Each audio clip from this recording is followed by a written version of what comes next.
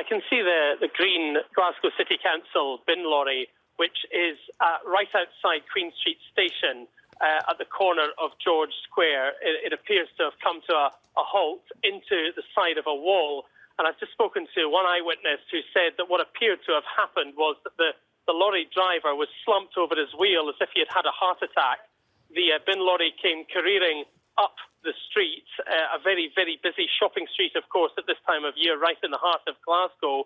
And the man said to me that it missed him by a few feet and was simply knocking people over as it went up the street. So obviously an extremely serious incident. There is now a very substantial presence of the emergency services here at the scene, police, fire and ambulance. I'm just looking down. I mean, I can't even count how many there are. They've cordoned off a large area right back across George Square, which, as I say, is right in the middle of Glasgow.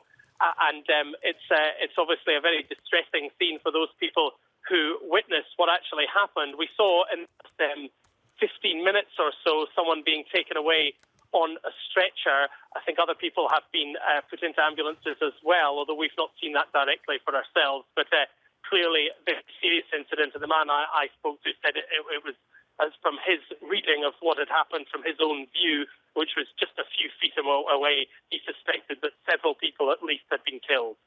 Yes, certainly there are reports suggesting a number of fatalities there at the scene.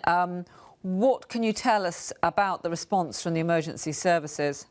Well, police tell me they were called at 2:30 this afternoon. There's obviously been a very serious response, a significant response from the emergency services.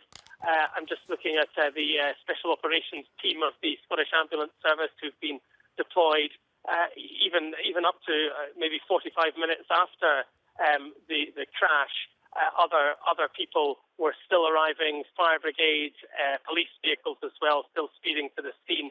Obviously a very large operation, and it's difficult to say from where I'm standing, which is a reasonably short distance from the lorry itself, but the lorry is blocked from view partially by a couple of fire engines, so it's difficult to make out exactly what's happening now as to whether this operation at the scene is still continuing.